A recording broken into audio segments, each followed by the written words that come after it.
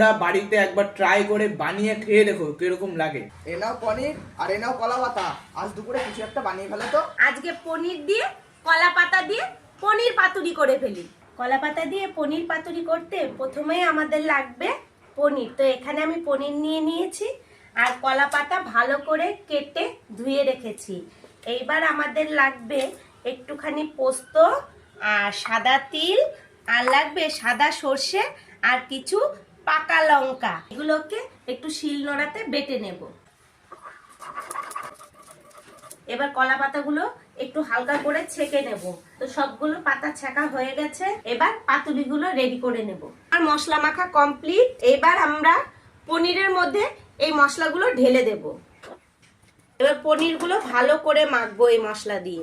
তো আমার পনির মাখানো শেষ। এবার কিছুক্ষণের জন্য আমি এই পনিরগুলোকে ঢাকা দিয়ে রেখে দেব। তো 15 মিনিট এইভাবে ঢেকে রেখেছিলাম। এবার পাতুরিগুলো সব রেডি করে নেব। এবার একখানা চেরা কাঁচা লঙ্কা এর ওপরে দিয়ে দেব, দিয়ে ভালো করে এটাকে মোড়াবো। একটু সুতো দিয়ে বেঁধে দেব যাতে খুলে না যায়। তো আমার একটা পাতুরি করা কিন্তু রেডি হয়ে গেছে। এবার আমি এখানে রেখে দিই। তো আস্তে আস্তে আমি সবগুলো পাতুরি রেডি করে নিই। পাতুরিগুলো রেডি করে ফেলেছি। এবার এইগুলো একটু ভেজে নেব। তেল গরম হয়ে গেছে, এক এক করে পাতুরিগুলো এই তাওয়াতে দিয়ে দেব। এবার কিন্তু আঁচ কমিয়ে দেব, নইলে কিন্তু পাতাগুলো পুড়ে যাবে আর ভেতরে কাঁচা থাকবে। তো আঁচ কমিয়ে আস্তে আস্তে এই পাতুরিগুলো আমি ভেজে নেব। এবার এই পাতুরিগুলোকে একটু ঢাকা দিয়ে রাখবো। এবার পাতুরিগুলোকে আরেক পাশে উল্টে দেব।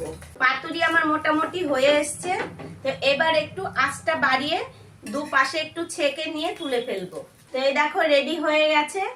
তো যখন খেতে বসবো তখন দেখাবো ভেতরটা কেমন হলো।